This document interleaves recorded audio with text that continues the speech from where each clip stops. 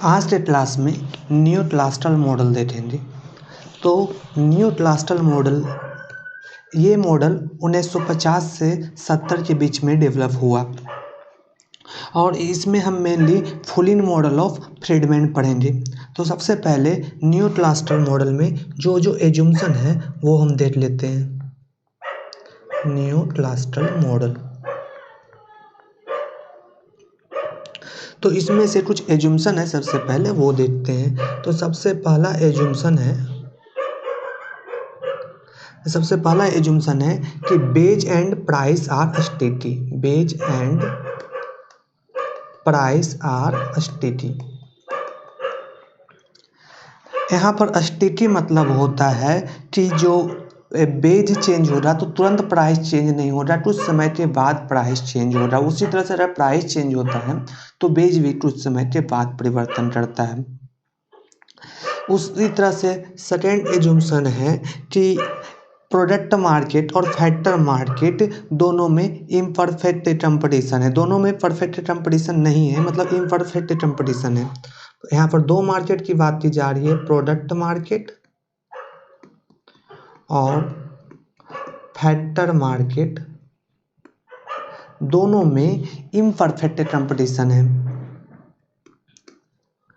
तीसरा, यहाँ पर ये दोनों में क्या कंपटीशन है? इम्परफेक्ट।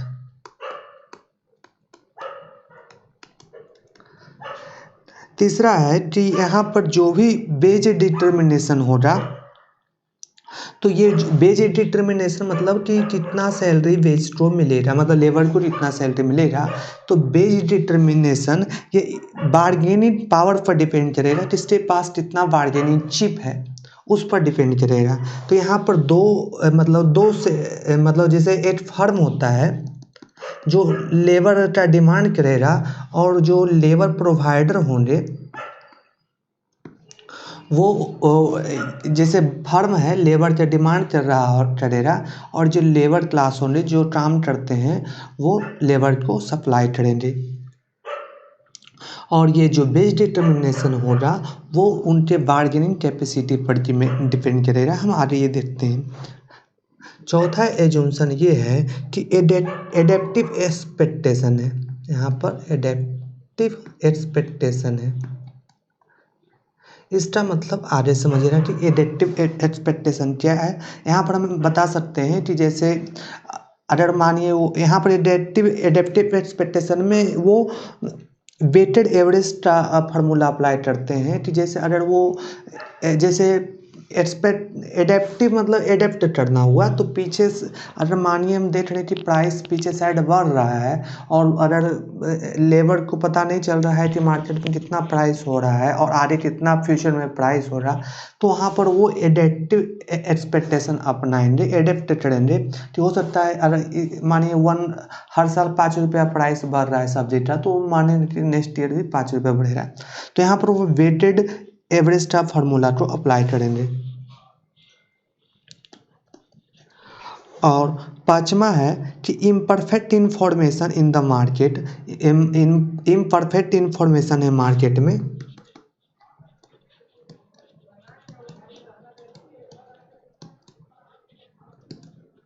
तो मार्केट में इम्परफेक्ट कंपटीशन है। लेबर मार्केट और फैक्टर मार्केट दोनों में इम्परफेक्ट इंफॉर्मेशन है। अब आगे देखते हैं। तो सबसे पहले बात करते हैं वेज डिटर्मिनेशन का। तो यहाँ पर हम देख रहे हैं वेज डिटर्मिनेशन की सबसे पहले बात कर रहे हैं।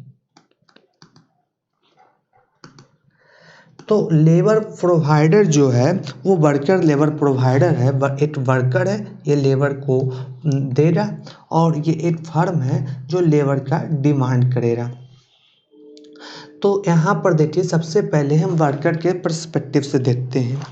तो worker real veg W/P expected का डिमांड करेंगे। P एक्सपेक्टेड, ये PE जो है वो एक्सपेक्टेड प्राइस है, P है यहाँ पर एक्सपेक्टेड प्राइस। तो सबसे पहले देखिए कि वर्कर जो रियल मनी का डिमांड करेंगे अपना एक्सपेक्टेड प्राइस के अनुसार से वो W/P मान करेंगे। और ये क्या चीज़ पर डिपेंड करेगा ये समझते हैं। तो सबसे पहले ये देखिए रियल, अगर हम नॉमिनल वेज की बात करें तो एक्सपेक्टेड प्राइस बढ़ेगा तो वेज बढ़ाएंगे वर्कर सेम लेबर आवर काम करने के लिए।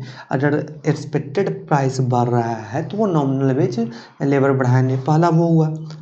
दूसरा की बात सेकेंड चीज़ की बात की जाए तो यहाँ पर देखिए कि एक अनएम्प्लॉयमेंट को यू से मापते हैं। मान लीजिए अनएम्प्लॉयमेंट को यू से नापते हैं, जैसे यल लोड एम्प्लॉयड है, यल लोड एम्प्लॉयड है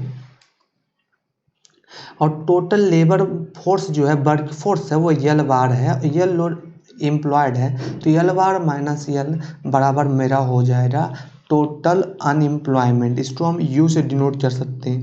लेकिन अगर इसी को हम टोटल लेबर फोर्स से डिवाइड कर दें तो ये हमारा अनएम्प्लॉयमेंट रेट आ जाएगा।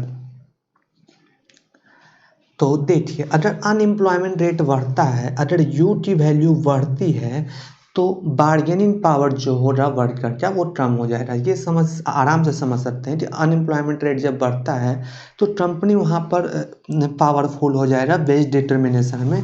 तो उस समय इनकी वेज की डिमांड होगी, रियल वेज की डिमांड होगी वो कम होगी। अनएम्प्लॉयमेंट बढ़ेगा तो रियल वेज की डिमांड कम होगी, क्योंकि हमने पहले ही एजुम्पशन में ले लिया है कि जो वेज डिसाइड हो रहा वो बार्गेनिंग पावर पर हो रहा। तो यहाँ पर अगर अनएम्प्लॉयमेंट बढ़ता है तो वर्कर का बार्गेनिंग पावर कम होता है और उनकी वेज जो होती है, वेज की डिमांड जो होती है, मिनिमम वेज की डिमांड जिस पर वो काम करेंगे वो कम होते जाता है। और यहाँ पर ये देखिए अब तीसरा फैक्टर जिस पर WIP डिपेंड करेगा वो तीसरा फैक्टर यहाँ पर है सोशल सिक्योरिटी। तीसरा फैक्टर है सोशल सिक्योरिटी। सोशल सिक्योरिटी मतलब क्या हुआ, तो ये सोशल सिक्योरिटी जैसे है अनएम्प्लॉयमेंट अलाउंस सरकार दे या फैमिली के द्वारा सोशल सिक्योरिटी मिलता है कि अगर तुम 25 साल तक पढ़ सकता है या नहीं तो मिनिमम हम तुम्हें इतना रुपया प्रोवाइड करेंगे अगर तुम नहीं भी कमाएगा। तो उस आधार से अगर सोशल सिक्योरिटी बढ़ता है तो WIP की जो डिमांड वर्कर के द्वारा होता है वो बढ़ता है। इस आधार पर हम बोल सकते हैं कि WIP मतलब ये WIP जो वेज डिमांड करेंगे वर्कर जिस पर वो अपना लेबर को सप्लाई करेंगे, ये फंक्शन हम बोल सकते हैं U और Z का हो सकता है। ये Z सोशल सिक्योरिटी को दर्शा रहा है और U अनएम्प्लॉयमेंट को दर्शा रहा है। तो अनएम्प्लॉयमेंट बढ़ता है तो वेज बाई P मतलब रियल वेज कम होता है और सोशल सिक्योरिटी बढ़ता है तो WIP की वैल्यू बढ़ेगी, क्योंकि अगर सोशल सिक्योरिटी बढ़ रहा है तो वर्कर तभी अपना वर्क करेंगे जब उन्हें ज़्यादा वेज मिलेगा। तो इस आधार पर हम देख सकते हैं कि अगर हम एक्स एक्सिस पर अनएम्प्लॉयमेंट रेट रखें और वाई एक्सिस पर WIP की वैल्यू रखें तो बेज सेटिंग का ग्राफ कुछ इस तरह से आ सकता है। मतलब अनएम्प्लॉयमेंट बढ़ने से WIP की वैल्यू कम होते जाती है। वो कुछ इस तरह से वेज सेटिंग रिलेशन आता है, इसे बोलते हैं वेज सेटिंग रिलेशन या बोल सकते हैं WS। अब हमने एक चीज़ देख लिया वर्कर के नज़रिया से, वेज डिटर्मिनेशन देख लिया, लेकिन अब यहाँ पर एक फर्म भी है। तो फर्म का नज़रिया से जो डिमांड कर रहा है लेबर का उसके नज़रिया से देखते हैं। तो सबसे पहले हमने बताया था कि प्रोडक्ट मार्केट और लेबर मार्केट दोनों में इम्परफेक्ट कंपटीशन है। तो जो प्राइस चार्ज करेंगे प्रोडक्ट मार्केट में, ये जो फर्म प्राइस चार्ज करेगा प्रोडक्ट मार्केट में वो मार्जिनल कॉस्ट, तो मतलब कोई भी फर्म परफेक्ट कंपटीशन में मार्जिनल कॉस्ट चार्ज करता है। इम्परफेक्ट कंपटीशन में marginal cost plus mu into marginal cost charge करता है। क्या करता है, जितना जैसे अगर उसके पास मोनोपोली पावर जितना ज़्यादा रहता है वो उतना एक्स्ट्रा प्राइस मार्जिनल कॉस्ट से ऊपर चार्ज करता है। तो हम देख सकते हैं कि जो फर्म है 1 plus mu marginal cost charge करेगा। तो अब आगे बढ़ते आगे अब देखने की कोशिश करते हैं आगे क्या होता है। यहाँ पर जो म्यू है वो मोनोपोली पावर है। तो अब एक चीज़ और नोट कीजिए कि इस पूरी मतलब न्यूक्लास्टल में प्रोडक्शन फंक्शन को इस तरह माना गया है बाई बराबर ए एल। यहाँ पर ए एल कितना लेबर इस्तेमाल हो रहा है, ए यहाँ पर मेरा टेक्निकल एफिशिएंसी है, टेक्निकल एफिशिएंसी है। तो लेबर जितना इस्तेमाल हो रहा है इनटू टेक्निकल एफिशिएंसी बराबर टोटल आउटपुट। तो यहाँ पर देख सकते हैं कि बाई बराबर ए एल है। तो इस यहाँ से अगर हम D Y by D L निकालें या हम डेल्टा बाई डेल्टा एल निकालें तो सबकी वैल्यू ए के बराबर हो रही है। तो यहाँ पर ये चीज़ जो होता है ये हमारा मार्जिनल प्रोडक्ट ऑफ लेबर है, ये है मार्जिनल प्रोडक्ट ऑफ लेबर। ये हमारा इक्वल टू है एवरेज प्रोडक्ट ऑफ लेबर के, इक्वल टू ए है। तो यहाँ पर एक चीज़ ड्रॉ कीजिए कि जैसे हमेशा एक चीज़ होता है कि मार्जिनल कॉस्ट जो होता है वो मतलब हमेशा ये मार्जिनल कॉस्ट जो होता है ये wage by marginal product of labour होता है। जैसे लास्ट यूनिट जो लेबर इस्तेमाल हो रहा है तो मानिए वो मार्जिनल प्रोडक्ट ऑफ लेबर इतना यूनिट प्रोड्यूस कर रहा है और उसे वेज डब्ल्यू मिल रहा है, तो मार्जिनल कॉस्ट फॉर्मूला पड़ेगा veg bye marginal product of labour. तो यहाँ से मार्जिनल कॉस्ट की वैल्यू अगर हम इस इक्वेशन में हम पुट कर दें तो यहाँ से हमारा प्राइस बराबर आ जाएगा 1 plus mu into W Y marginal product of labour.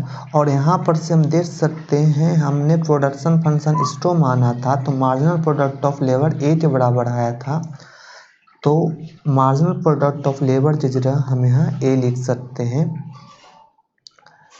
तो इस यहाँ से फर्म अगर ये प्राइस फिक्स करता है, ये पी प्राइस फर्म फिक्स करता है तो अल्टीमेटली वो बेज को भी फिक्स कर रहा है, अल्टीमेटली वो बेज को भी फिक्स कर रहा है। तो यहाँ से हम ये देख सकते हैं कि अगर हम फर्म के नज़रिया से कि कितना पे जो पे करना चाहता है, विलिंगनेस टू पे कितना है, फर्म के नज़रिया से हम इस इक्वेशन से निकालना चाहें तो हमारा कुछ इतना वैल्यू आ रहा है 1 डब्ल्यू बाई पी की वैल्यू निकालेंगे तो ए बाई 1 प्लस म्यू आ रहा है। तो इस इक्वेशन को हम बोलते हैं प्राइस सेटिंग रिलेशन, इस इक्वेशन को हम बोलते हैं प्राइस सेटिंग रिलेशन।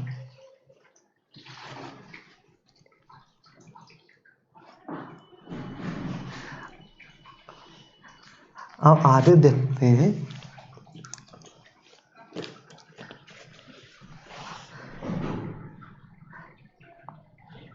तो अब आगे का समझने का चीज़ ये है कि अब हम इसके मदद से मतलब ये जितना विलिंगनेस टू पे है फर्म का वो इससे दर्शा सकते हैं डब्ल्यू बाई पी।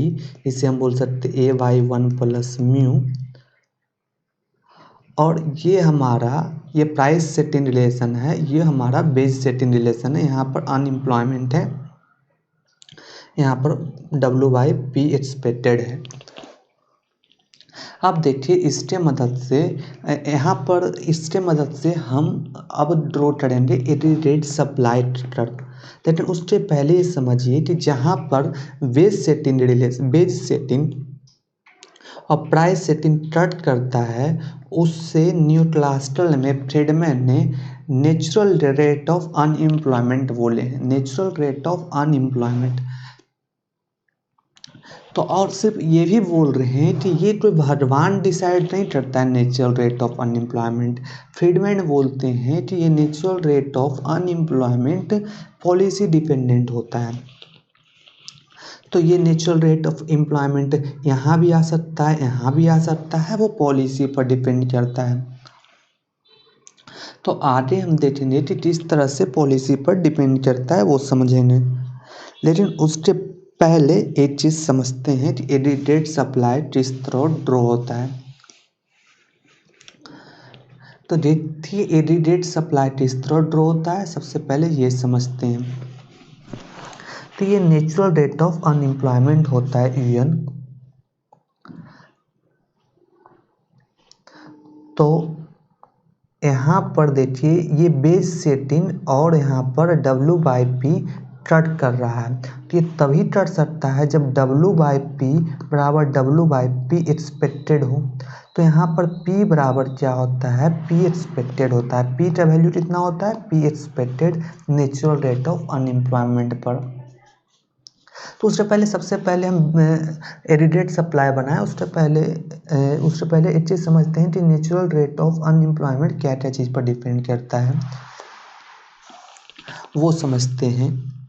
तो देखिए यहाँ पर हम देख सकते हैं कि जैसे मान लीजिए हमने अभी आपको बताया था कि अगर हम बेज सेटिंग की बात करें तो जब सोशल सिक्योरिटी बढ़ता है तो हमने बताया था W/P की जो वैल्यू होती है, सोशल सिक्योरिटी बढ़ने से W/P की वैल्यू हो जाती है, बढ़ जाती है।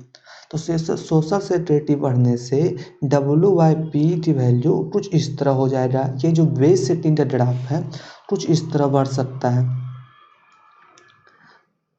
तो ये सोशल सिक्योरिटी किस तरह बढ़ रहा है, क्योंकि इंडिया में जैसे सब डॉक्टर इंजीनियर ये सब बनाना चाहते हैं, मम्मी पापा सबका, तो वो अपना बेटा को लंबे दिनों तक सोशल सिक्योरिटी देकर रखते हैं। तो इस कारण से इंडिया जैसे कंट्री में ये कुछ इस तरह unemployment, natural rate of unemployment बढ़ जाता है। अब आगे देखते हैं। और दूसरा तरीका क्या है कि हम नेचुरल रेट ऑफ अनएम्प्लॉयमेंट को कम कर सकते हैं। तो अगर आप देखिए किसी तरह से ये लाइन अगर हम इसे यहाँ पहुँचा दें, यहाँ पहुँचाने का दो तरीका है कि किसी तरह से हम ए की वैल्यू बढ़ा दें या म्यू की वैल्यू हम घटा दें। तो एट हमने बोला था ये टेक्निकल एफिशिएंसी है। तो टेक्निकल एफिशिएंसी कैसे बढ़ाया जा सकता है, ये देखिए। अगर गवर्नमेंट खर्च एक्सपेंडिचर टेक्निकल एफिशिएंसी बढ़ाने में करे, टेक्निकल एफिशिएंसी मतलब कैपिटल गुड्स को प्रोड्यूस करे गवर्नमेंट, इंफ्रास्ट्रक्चर को बनाए, तो इससे किसी भी लेबर का एफिशिएंसी बढ़ जाएगा या फर्म का एफिशिएंसी बढ़ जाएगा। या तो ये हो सकता है गवर्नमेंट पॉलिसी को अपना लिबरलाइज करे, तो जब लिबरलाइजेशन करेगा पॉलिसी या इन्वेस्टमेंट लिबरल तरीका से इंडिया में आएगा, तो ये म्यू की वैल्यू कम हो जाएगी। म्यू है मोनोपोली पावर, तो किसी तरह से मोनोपोली पावर को कम करना है। तो उससे यहाँ पर क्या हो जाएगा, ये वैल्यू जो होगा प्राइस सेटिंग का ऊपर चला जाएगा और नेचुरल अनएम्प्लॉयमेंट जो होगा कम हो जाएगा। ये सीखें। तो अब आगे हम एडिटेड सप्लाई बनाते हैं। तो एडिटेड सप्लाई इस तरह से देख सकते हैं कि P प्राइस है, उस समय नेचुरल अनएम्प्लॉयमेंट जो है हमारा, जैसा हमने यहाँ पर देखा था, नेचुरल रेट ऑफ अनएम्प्लॉयमेंट बराबर L bar minus L by L। यहाँ से बोल सकते हैं UN बराबर 1 माइनस L बाई L बार। तो यहाँ से देख सकते हैं कि जो एम्प्लॉयमेंट रेट है, अनएम्प्लॉयमेंट रेट है, वो इन्वर्सली प्रोपोर्शनल है और निगेटिव साइन से रिलेटेड है। क्या है, निगेटिव साइन से रिलेटेड है। कि मतलब अगर अनएम्प्लॉयमेंट बढ़ता है तो एम्प्लॉयमेंट कम होता है, और अगर अनएम्प्लॉयमेंट कम होता है तो एम्प्लॉयमेंट बढ़ता है। इससे सिर्फ ये समझ सकते हैं। तो अब देखिए यहाँ पर प्राइस पी यहाँ पर है, ये मानिए भी पी एक्सपेक्टेड प्राइस हमारा है। तो पी एक्सपेक्टेड प्राइस पर एम्प्लॉयमेंट हमारा यूएन, अनएम्प्लॉयमेंट यूएन है, तो एम्प्लॉयमेंट मानिए कुछ हमारा बाईएन है। नेचुरल रेट ऑफ अनएम्प्लॉयमेंट के समय हमारा नेचुरल रेट ऑफ एम्प्लॉयमेंट है, ये जो natural rate of output produce है। बाईएन मानिए हमारा आउटपुट प्रोड्यूस हुआ है जब नेचुरल रेट ऑफ अनएम्प्लॉयमेंट पर है, उस समय प्राइस पी एक्सपेक्टेड के बराबर है। अब देखिए कि इसी तरह से आउटपुट बढ़ जाए, जब आउटपुट बढ़ेगा तो उस समय एम्प्लॉयमेंट आउटपुट बढ़ने से, माने इस पॉइंट पर हम आए, इसको बोल सकते हैं बाई वन बोल सकते हैं। तो बाईएन से बाई वन का वैल्यू ज़्यादा है, मतलब एम्प्लॉयमेंट बढ़ गया है। और जब भी एम्प्लॉयमेंट बढ़ेगा तो यूएन से, जैसे ये नेचुरल रेट ऑफ अनएम्प्लॉयमेंट था, उससे कम हो जाएगा। जब नेचुरल रेट ऑफ अनएम्प्लॉयमेंट कम हो जाए, मतलब नेचुरल रेट ऑफ अनएम्प्लॉयमेंट से भी अनएम्प्लॉयमेंट कम हो जाएगा, यू लेस देन यूएन हो जाएगा, तब देखिए क्या होता है। इस समय बार्गेनिंग पावर लेबर का बढ़ जाएगा। तो जैसे ही लेबर का बार्गेनिंग पावर बढ़ेगा तो वो अपना बेच क्या कर देंगे, बढ़ा देंगे। तो ये इतना बेच की डिमांड करेंगे। और प्राइस सेटिंग रिलेशन में क्या हो रहा है, जैसे यूएनटी मतलब अनएम्प्लॉयमेंट इतना ही होता है तो उस समय भी ये डब्ल्यू बाई पी का वैल्यू ए बाई 1+1/म्यू ही रहेगा। लेकिन यहाँ पर हमने देख रहे हैं नॉमिनल वेज बढ़ गया है, तो उस समय प्राइस भी, मतलब ज़्यादा बेच की डिमांड करेंगे लेबर, तो फर्म अपना देख सकते हैं, जैसे प्राइस वो डिसाइड 1+म्यू इंटू W/8 मदद से करता था। तो लेबर ज़्यादा डब्ल्यू की मांग कर रहा है, बेच की मांग कर रहा है, तो फर्म ऑटोमेटिकली प्राइस बढ़ा देगा। तो हम देख सकते हैं ज़्यादा आउटपुट पर प्राइस ज़्यादा है, तो यहाँ पर P1 प्राइस है। उसी तरह से जब लेस आउटपुट प्रोड्यूस हो रहा तो उस समय प्राइस कम रहेगा। तो इस तरह से हमारा ये एडिडेट सप्लाई करवाता है, ये न्यू क्लास्टर में एडिडेट सप्लाई करवाता है।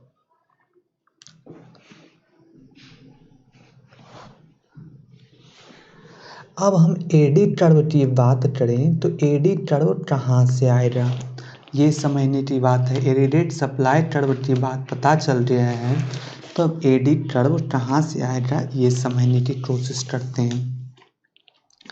तो ये एडी कर्व जो न्यू क्लासिकल का है, यही न्यूटेंशियन का जो एडी कर्व है, ये आगे के मॉडल में न्यूटेंशियन के बाद जो भी मॉडल आया उसमें सेम एडी कर्व का इस्तेमाल होता है। तो वही एडी कर्व का इस्तेमाल हम अपने मॉडल में करेंगे। उससे पहले ये एडिडेट सप्लाई के समय में ही एक बात और समझ लेते हैं। हमने अभी बात बोला था एडेप्टिव एक्सपेक्टेशन था, लास्ट एज्यूम्शन था एडेप्टिव एक्सपेक्टेशन।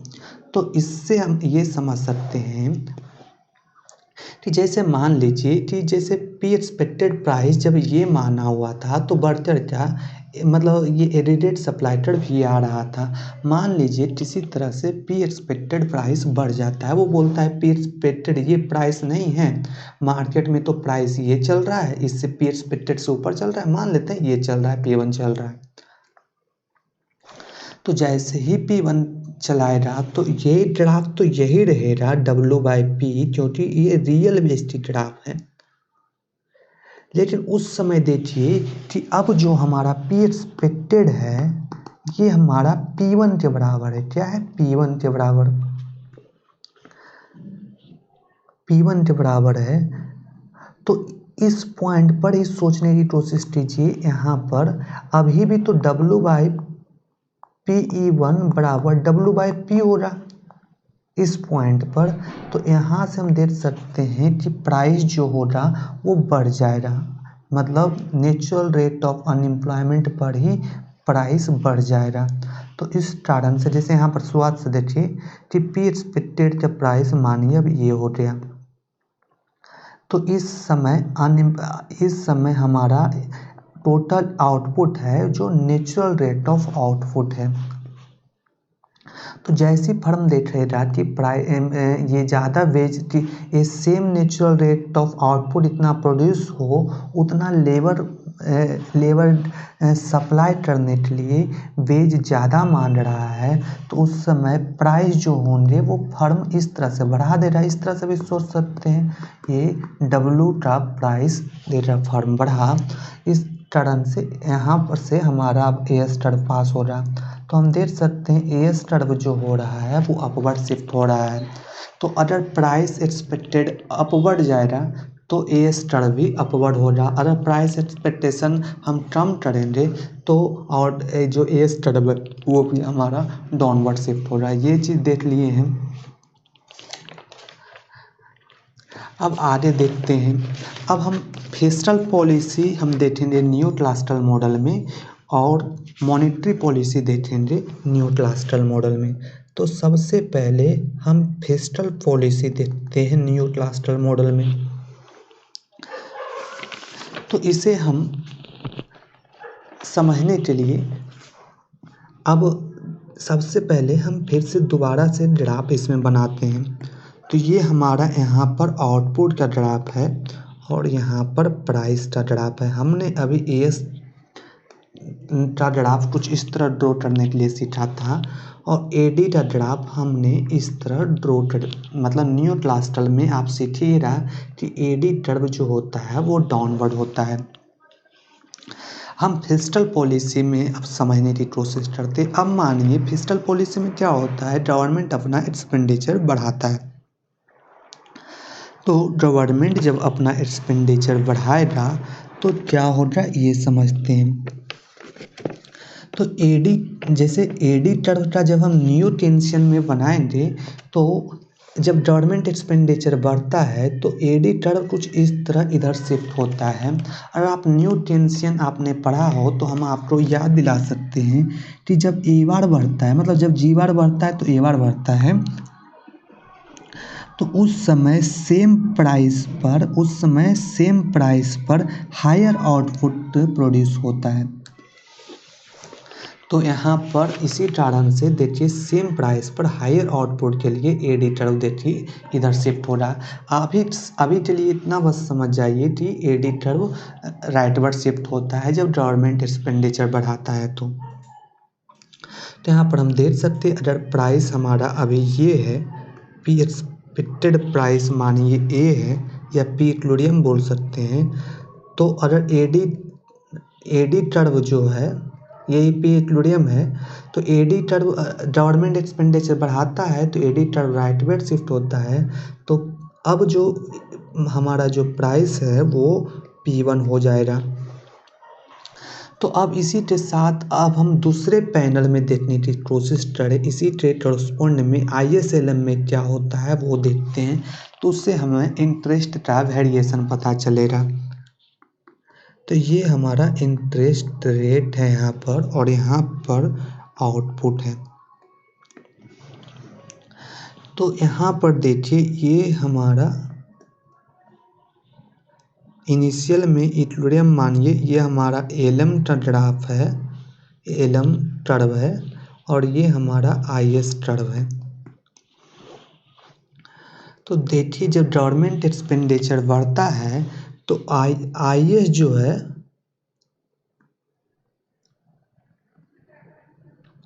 गवर्नमेंट एक्सपेंडिचर जब बढ़ता है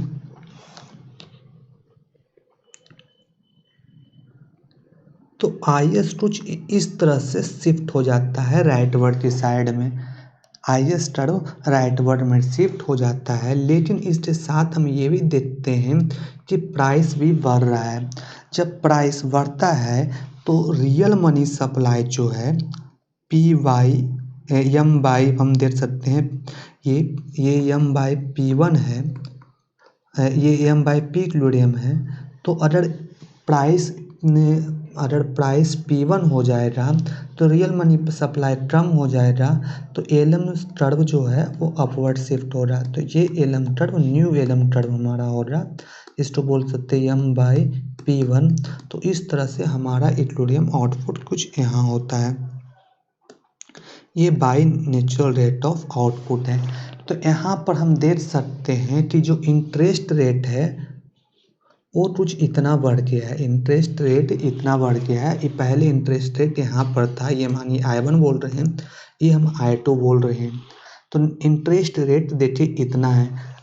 लेकिन अगर हम न्यूटोनियन में बात करें या टेंस में बात करें तो वहाँ पर प्राइस वेरिएशन नहीं होता था, तो इस कारण से एलएम कर्व शिफ्ट नहीं होता था, तो जो इंटरेस्ट रेट होता था इतना ही बढ़ता था। I1 से इतना डिस्टेंस पड़ ही जाता था, तो इसके कारण क्राउडिंग आउट कम होता था। लेकिन प्राइस बढ़ जाने के कारण इंटरेस्ट रेट और वेरी करता है। इस कारण से इसमें दो कारणों से क्राउडिंग आउट होता है। सबसे पहले इंटरेस्ट बढ़ता है IS शिफ्ट होने के कारण, और दूसरा प्राइस शिफ्ट होने के कारण LM शिफ्ट होता है, इसके कारण इंटरेस्ट रेट बढ़ता है। तो यहाँ पर दो कारणों से क्राउडिंग आउट होता है। अब हम लॉन्ग रन की बात करें, अब तक हमने लॉन्ग रन की बात करें तो देखिए लॉन्ग रन में क्या हो रहा।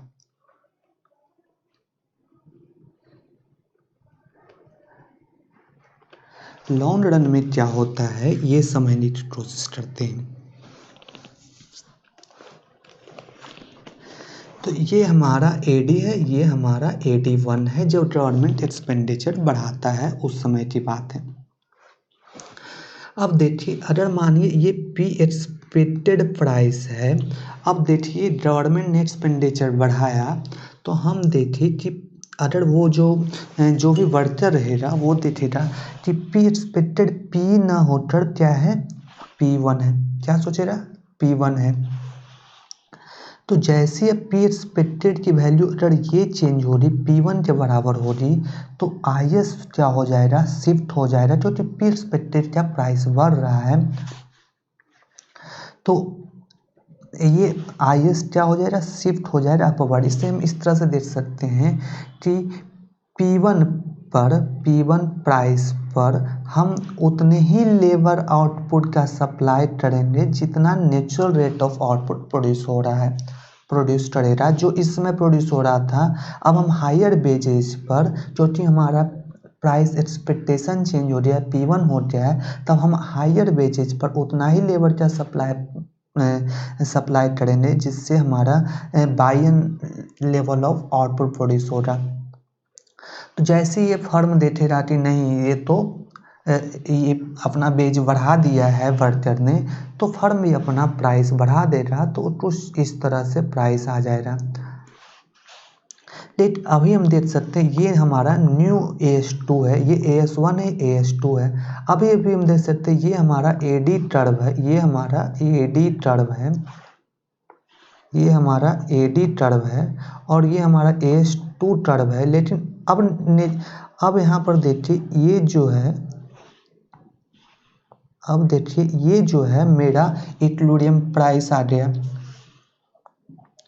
तब दोबारा से क्या हो रहा, दोबारा से बोलेगा वर्कर कि ये प्राइस एक्सपेक्टेड ये नहीं, बल्कि ये वाला प्राइस एक्सपेक्टेड ना, बल्कि ये। जैसे वो ये इस तरह से करेगा तो दोबारा से सप्लाई कर्व अपवर्ड जाएगा, और ये तब तक जाएगा जब तक कि यहाँ पर AS2 कर्व AS3 तक जब तक ना पहुँच जाए, जहाँ पर प्राइस जितना एक्सपेक्ट किया है और इक्विलिब्रियम जो प्राइस आ रहा है दोनों जहाँ तक सेम नहीं हो जाता है, तब तक AS3 कर्व बढ़ते रहेगा, और ये लास्ट में बाय नेचुरल आउटपुट तक ही प्रोड्यूस होता है। तो यहाँ पर हम देख सकते हैं, यहाँ पर हम क्या देख रहे हैं, यहाँ पर हम ये देख रहे हैं कि जो फिस्कल पॉलिसी है वो शॉर्ट रन में काम कर रहा है। लॉन्ग रन में हमारा एडिडेड सप्लाई जो है वो कुछ इस तरह ही आ रहा है। वो ये लाइन होता है लॉन्ग रन एवरेज। यहाँ पर ये long run aggregate supply हो रहा। ये एएस टर्ब जो हमने बनाया था वो शॉर्ट रेंज में था, तो long range aggregate supply ये हो रहा। वो क्यों ऐसा हो रहा? जैसे गवर्नमेंट एक्सपेंडिचर ने बढ़ाया तो एडी रेट डिमांड टर्ब यहाँ शिफ्ट हो जाता। मान लीजिए इतना शिफ्ट होता तो हमारा net equilibrium output long run में यहाँ होता, या यहाँ होता, या यहाँ होता, या यहाँ होता। तो long range aggregate supply हमारा वर्टिकल लाइन पर होता है। उसी तरह से एलम कर्व भी हमारा से शिफ्ट होते जाएगा। जैसे यहाँ पर हम देख रहे हैं प्राइस बढ़ रहा है तो एलम कर्व शिफ्ट होते जाएगा। अल्टीमेटली ये by natural rate of output तक ये शिफ्ट हो रहा, और उस समय हमारा इंटरेस्ट रेट यहाँ बढ़ेगा। तो देखिए प्राइस यहाँ पर बढ़ रहा है, इंटरेस्ट रेट बढ़ रहा है, तो इस कारण से हमारा दोनों बढ़ा। इस कारण से नेट रिजल्ट लॉन्ग टर्म में रियल इंटरेस्ट रेट हमेशा हमारा समान रहता है, हमेशा इक्वल रहता है। तो इसी कारण से दो सजेशन दे रहे हैं यहाँ पर फ्रीडमैन। दो सजेशन देते हैं। पहला सजेशन देते हैं कि मॉनेटरी फिस्कल पॉलिसी जो होता है उसे हम रिसेशनरी टेंडेंसी का एक्सपेक्टेशन, या नहीं तो बूम का जो एक्सपेक्टेशन है कि मतलब लगता है कि वो आ जाएगा, उसको कंट्रोल करने के लिए ही हम शॉर्ट टर्म में मॉनेटरी पॉलिसी और फिस्कल पॉलिसी का इस्तेमाल कर सकते हैं। दूसरा सजेशन ये देते हैं कि लॉन्ग टर्म का कैपेसिटी, जैसे हम यहाँ पर गवर्नमेंट एक्सपेंडिचर बढ़ाएं, ये डिमांड का हमने किसी तरह से एक्सपेंडिचर बढ़ाएं, तो गवर्नमेंट जो खर्चा करता है वो किसी तरह से अगर ए की वैल्यू बढ़ाने पर करे, प्रोडक्टिविटी बढ़ाए, तो उससे क्या हो जाएगा, सप्लाई साइड इम्प्रूवमेंट होगा, और ये जो नेचुरल रेट ऑफ अनएम्प्लॉयमेंट जो होगा वो कम होगा, और ये बायन की वैल्यू उस समय बढ़ जाएगी। तो हम नेट मिलाकर बायन को ही चेंज कर सकते हैं। ये दो पॉलिसी सजेशन दिया जाता है। अब हम देखते हैं मॉनेटरी कॉन्ट्रैक्शन पॉलिसी। अब तक हमने फिस्कल एक्सपेंशन देखा था, अब हम मॉनेटरी कॉन्ट्रैक्शन पॉलिसी देखते हैं। इसे शॉर्ट टर्म और लॉन्ग टर्म दोनों में देखेंगे क्या होता है।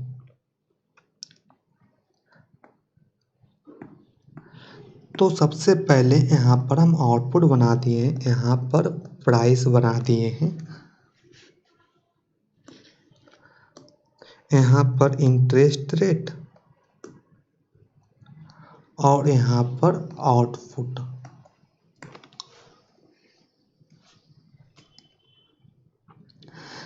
तो मान लीजिए कि हमारा एडिटेड सप्लाई ये है और ये एडिटेड डिमांड कर्व ये है, और यहाँ पर ये प्राइस एक्सपेक्टेड के पास ये है, और यहाँ पर by natural rate of output है। अब इसी के करस्पॉन्डिंग में हम आईएस कर्व भी बना देते हैं। तो ये हमारा मान लेते हैं आईएस कर्व है, और ये हमारा एलएम कर्व है।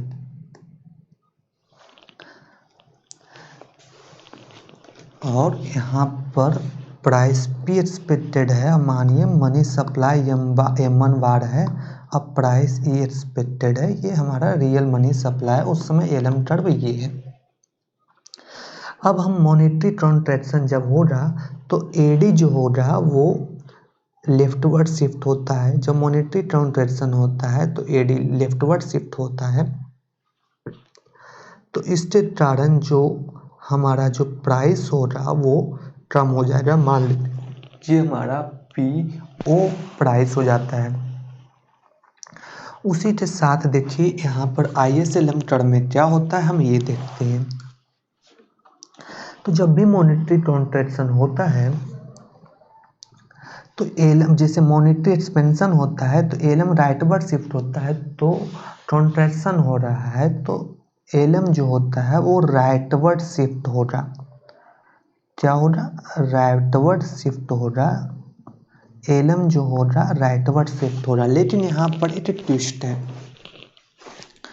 ट्विस्ट हमारा ये है कि एलएम जो है मॉनेटरी ट्रांजैक्शन हुआ तो M2 हो गया, जो मनी सप्लाई है वो M2 है।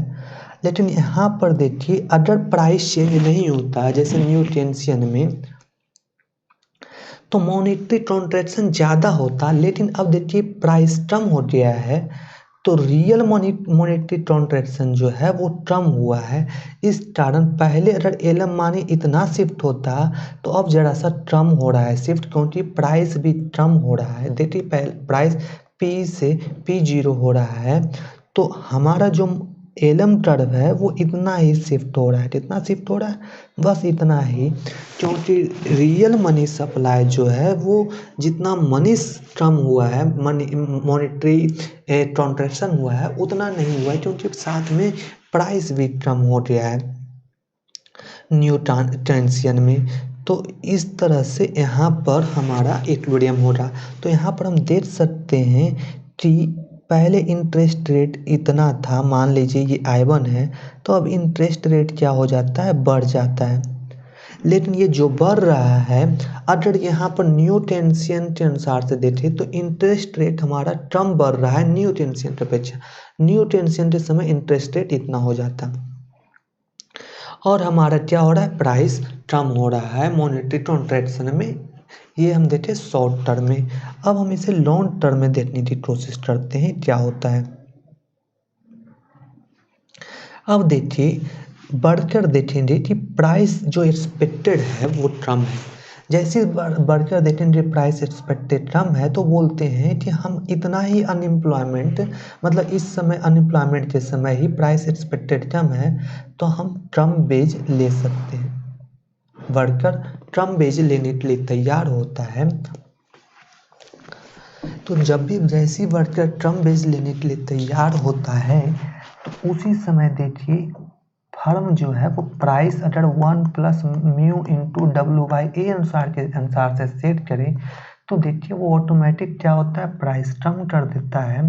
तो सेम अनएम्प्लॉयमेंट रेट पर देखिए हमारा क्या हो जाता है, प्राइस कम हो जाता है। लेकिन इस समय में भी देखता है वर्कर देखता है कि देखिए प्राइस तो जो मार्केट में लग रहा है वो इससे भी कम है, तो दोबारा से ये अपना एक्सपेक्टेशन चेंज करता है और धीरे धीरे इसी तरह से वापस से ये सेम रेट जिसे यहाँ पर इक्विलिब्रियम स्थापित हो रहा था तो ये कंटिन्यूअस रूप से अपना एक्सपेक्टेशन चेंज करते हुए दोबारा से बायन लेवल नेचुरल आउटपुट पर ही आ जाता है।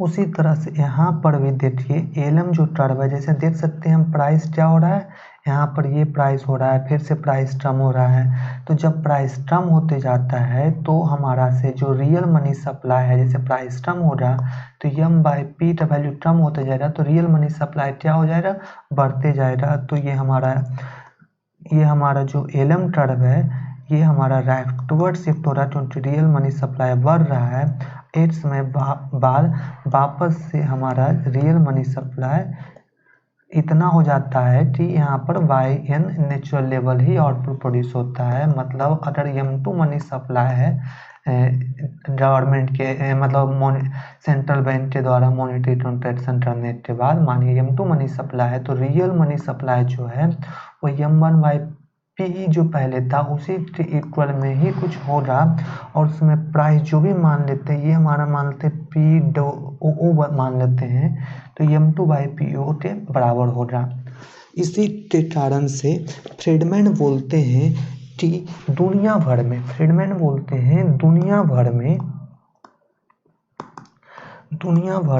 जो भी इन्फ्लेशन है वो सिर्फ मनी सप्लाई के कारण है। क्या है, मनी सप्लाई के कारण इन्फ्लेशन है। क्योंकि हमने देखा कि जैसे लॉन्ग टर्म में अगर पहले मनी सप्लाई M1 था, अब मनी सप्लाई कम कर दिया गया तो जो नेट प्राइस था वो देखिए PO हो गया था। देखिए हमारा प्राइस क्या हो गया था, कम हो गया। तो इसी कारण बोलते हैं फ्रेंड में दुनिया भर में जो भी इन्फ्लेशन है वो सिर्फ मनी सप्लाई पर डिपेंड करता है। दुनिया भर में जो भी इन्फ्लेशन है वो सिर्फ मनी सप्लाई पर डिपेंड करता है, ऐसा फ्रीडमैन बोलते हैं। Thank you.